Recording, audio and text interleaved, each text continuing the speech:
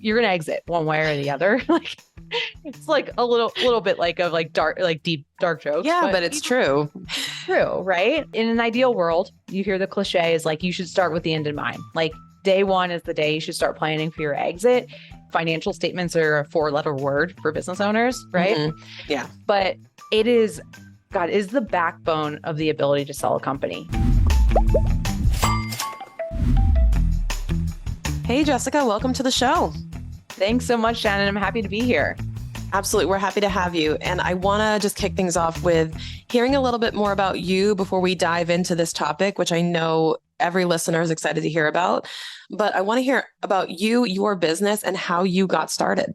Yeah. So it's a great question. So I grew up in New Jersey in a household where my dad was an educator and my mom was a nurse. So I was not brought up to be an entrepreneur at all.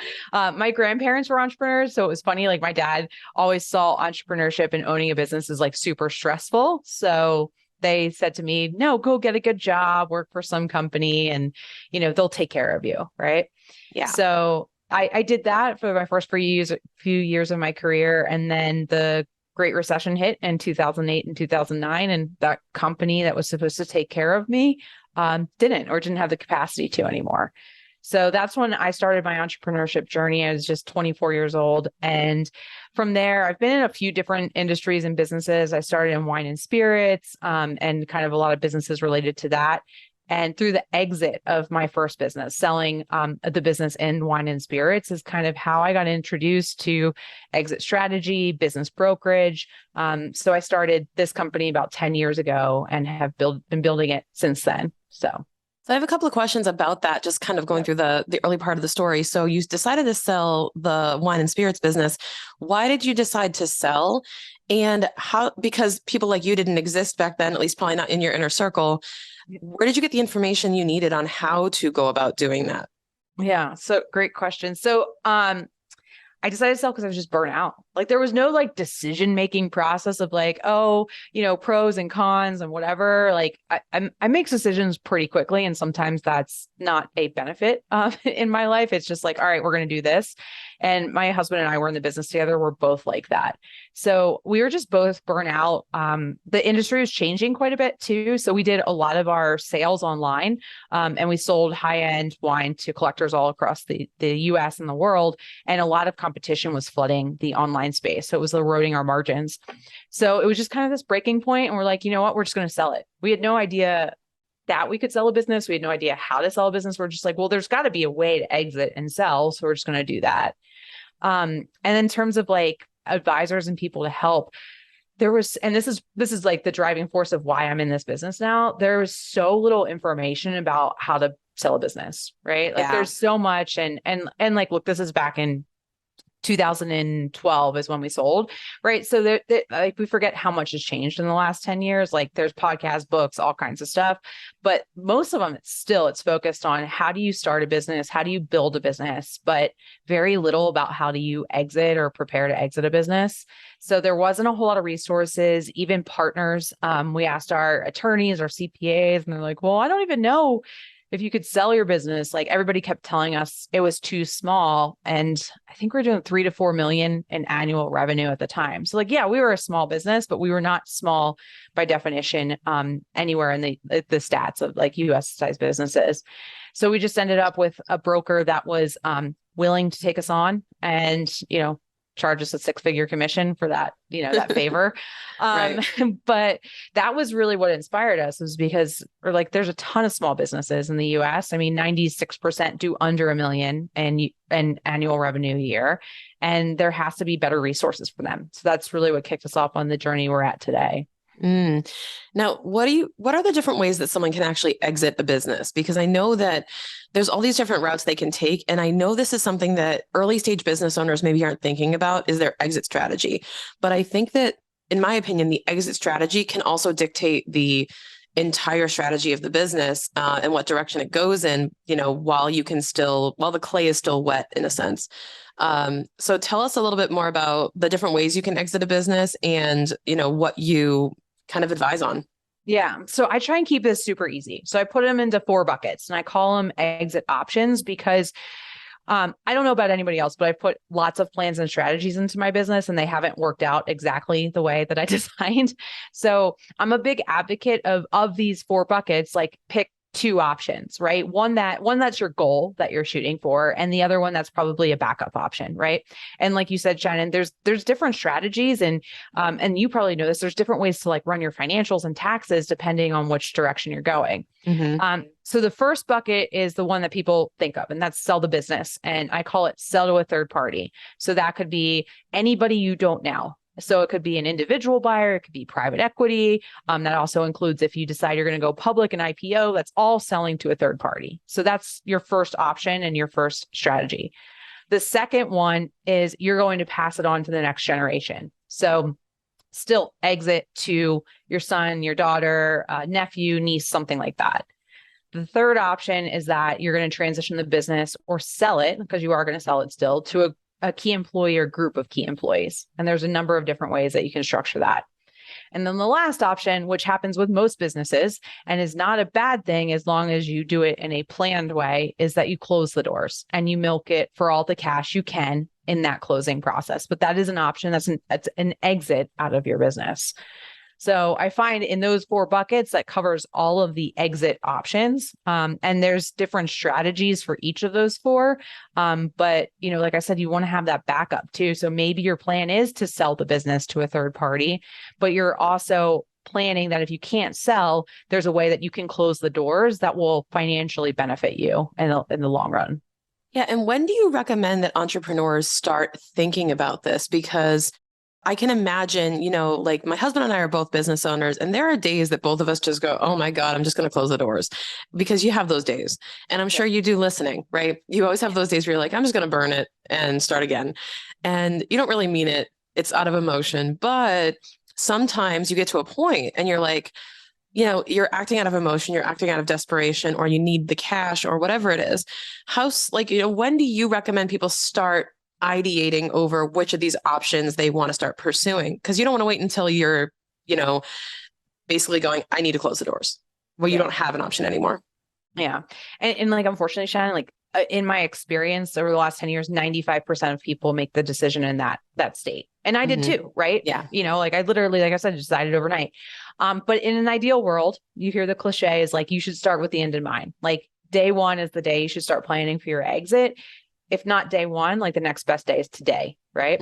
And that's in an ideal world, because every single one of us listening to the show, operating a business, will exit, right? We just talked about the 4 ways. And my mentor and I, we joke all the time, is like, you can exit the way you want, walking out the door and your head held high, or you can go through the door feet first, right? You're going to exit one way or the other. Like, it's like a little bit like deep dark jokes. Yeah, but it's true. True, right? And like, unfortunately, we do have some people that do that. So day 1 or the next best day is today. In reality too, though, when you go to sell, say you decide to sell your business through an exit, the buyer is going to look at 3 to 5 years of financial history and the performance of your company. So at a minimum, if you want to get the maximum value out of your business, like you have to start planning 3 to 5 years ahead, Yeah. And you want to be, does that mean like, I just had like the best year I've ever had, and I don't know if I can repeat this. Maybe I should look at, if I plan on selling eventually, maybe accelerating that timeline if I've just had a really good few years, which accelerates the value of the company. It's like thinking like that, right? Yeah, it is. So I say all the time, you can't time the market. Like the selling a small business is actually a stable market. It's not like the stock market with these bears and bulls and stuff. It's actually pretty stable over time. So don't worry about timing the market, but you should time your business. So the ideal time, if you could look into a magic 8-ball and structure it, is you would sell right before the peak of your business. So there's still like a little bit of growth for the buyer, right? But you haven't hit maturity, and more importantly, you haven't hit decline, right? But yes, if you are in that situation where you've had some really good years, and actually we were in this situation with our wine business, we had some really great years. We were crushing it. Our margins looked great. We knew if we wanted to keep that up long term, we were going to have to make significant capital investments to grow the business, open new locations, all that stuff. And we weren't committed to do that, right? Right. So maybe we did put some more thought into it. If you've had some good years, yeah, that's a conversation you need to have with yourself, your partners is, can you continue and sustain that performance? Or are you willing to invest the time, money, and energy to continue to make that happen? Yeah, and it's usually sometimes it's a good sign, right? That you're in that position to have to make that decision or make an option. Because I'll give you an example. My husband runs a waterproofing business here in Connecticut, and he's in the middle of kind of this weird sense of I have a few choices. I either have to compete with the big guys because I'm getting bigger, or I have to be bought by one of the big guys because I'm getting bigger. And or I have to close the doors because it's a matter of are you going to grow and compete with the Goliaths, or because you can't stay where you are and grow. Yep. Like there's eventually a ceiling you hit in certain industries where you're like, well, I've done what I can do, and I either need to stay here and coast it out. I don't want to say coasting, but you know what I mean. Like we're not going to pursue rapid growth, or I have to pour my heart and soul into this to be able to compete with them. And you have to make that call. And sometimes, as entrepreneurs, we're like, I don't have the energy to go to that next level, and nor the desire. So you have to make a call at that point of, well, where do I see this going? Yeah. Or I mean, you also, it's kind of humbling, but you also might have to say like, I'm not the right person, right? We hear all the time with sometimes our staffs that the people that got you here might not get you to the next level or the next plateau. And we have to evaluate that for ourselves too. Some people are great starters. Some people are great growers. Some people are great perfecters. And at different businesses, at different revenue levels or employee levels, there's like a jump in skill set that you have to have as an entrepreneur to jump that plateau. Like what your husband's facing, that's a really big plateau to jump. It's really hard to start competing with big players, and there's financial impacts and mindset impacts, all kinds of stuff. So yeah, exactly. And it's time, and it's like, where are you in your life, and what are your priorities, and what are your goals? Like it all has to align to make sense. But let's say someone is pursuing the idea of selling their business, or they're at least ideating on it, hearing all of this and going, you know what? I think my end game, I think my option that I'm choosing, like option A, is to sell. So when should I start planning? You mentioned like 3 to 5 years at least. How do you start the process of preparing yourself to sell a business? yeah, I think the first and the easiest step to do this as bite size is you have to understand where you are, right? So you have to understand, is in the current state, is your business sellable? And if so, how much for? Most businesses are sellable, but the valuations are drastically lower than we imagine in our heads, right?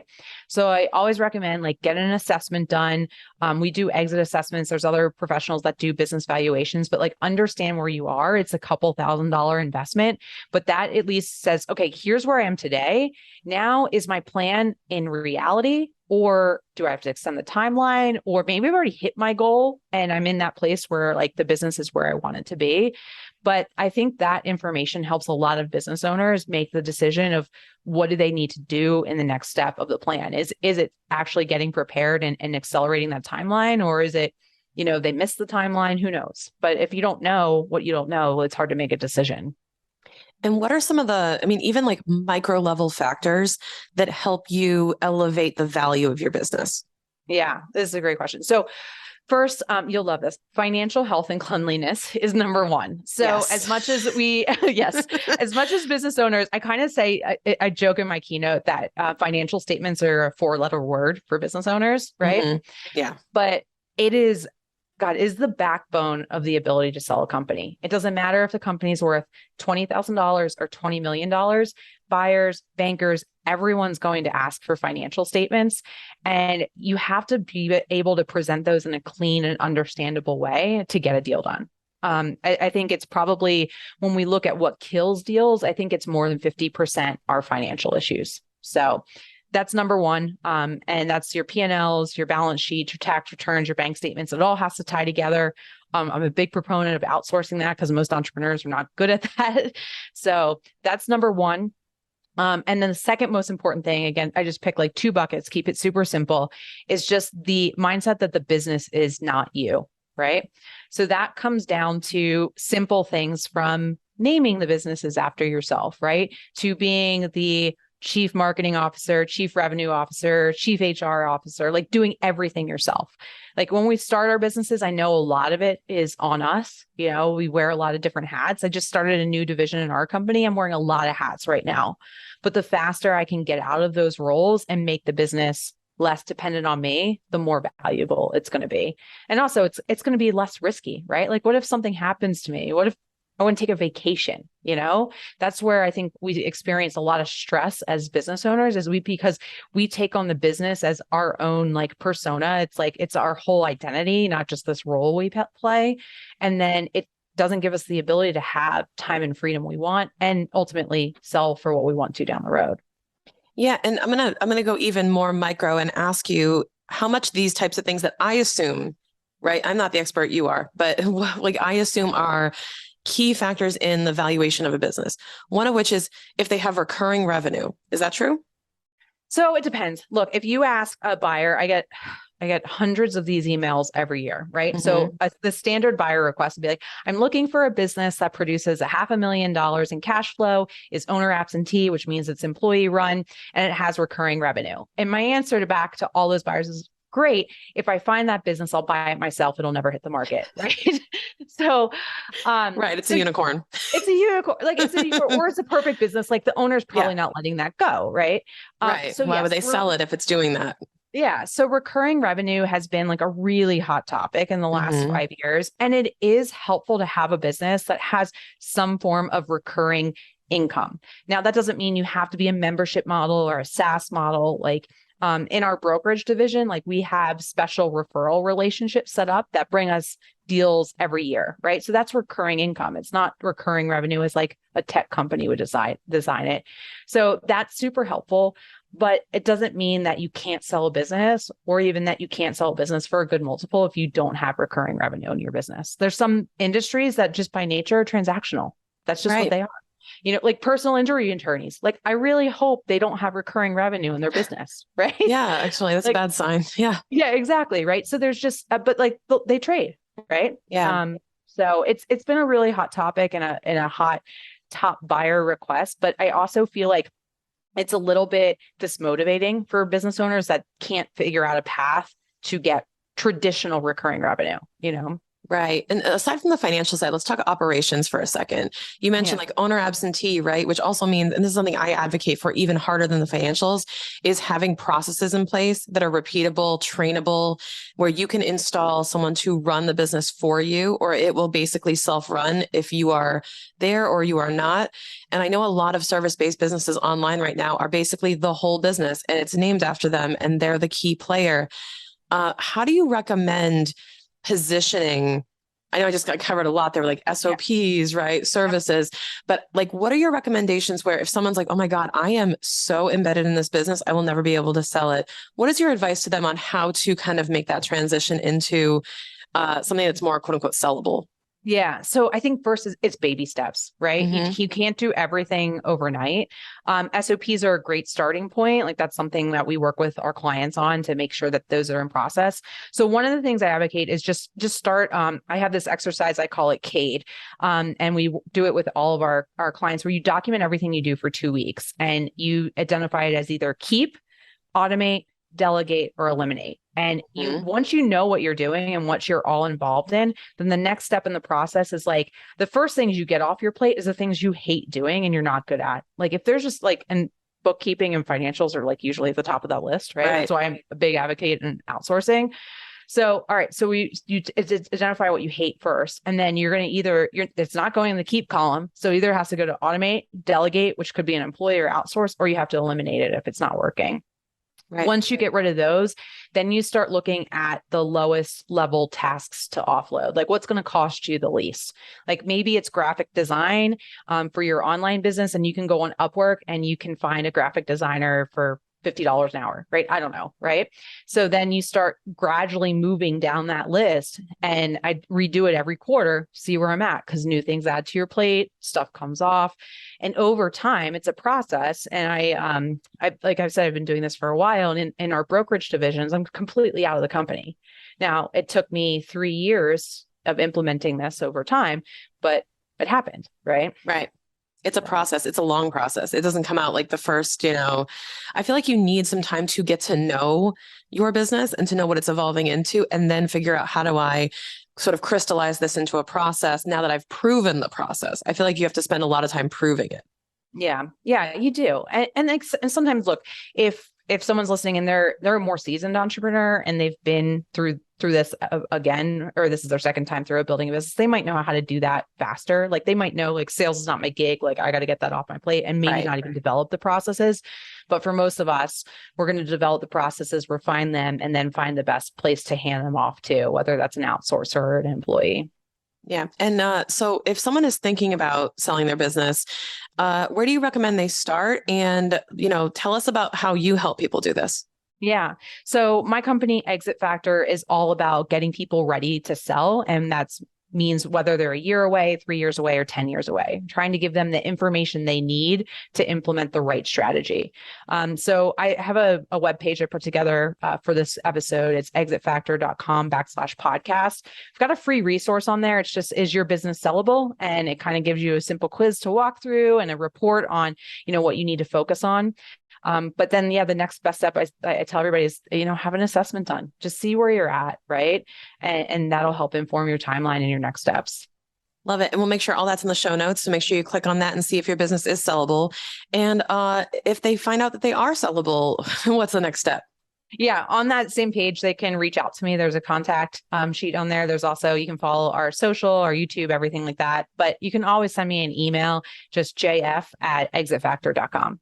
Love it. This is such helpful information because you're right. There is not enough out there talking about how to, I hate to say end a business. There's a lot on how to start a business, but there's not a lot about how to exit, which I think, you always have to be thinking about what is that end game. And it's really kind of heartbreaking to think about because we treat our business like it's our child. And when you feel like, oh my God, I have to end this, it's like, well, your life won't last forever. You won't want to do this forever. You always want to have a plan in place. It's almost like having a will for your business, right? And knowing this is what's going to happen when I'm, no longer here. Yeah. Yeah. And a lot of us actually do think about like that succession and like, what if something happens to us and put wills in place and stuff, but we never think about like, well, what if I don't die in my business? Like, what if I can get something out of it, Yeah. It's a really unique thing. And that's why I do what I do. I don't understand why it's not more in the mainstream. Totally.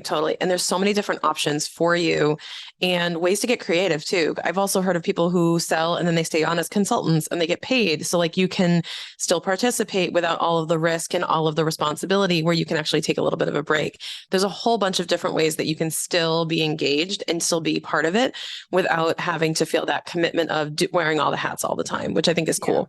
It's so, and that's the fun part of it. Like if you're a creative person, like I think it drives some of my analytical clients crazy because the last question is like, well, can I stay on? Well, it depends. Right. But like every deal's so different and can be structured around what we call your most important outcomes. So there's not one way to exit, like just keep that creativity hat on. And if there's things that are important to you, there is a way to design that exit. The key is just figuring out how do you do it.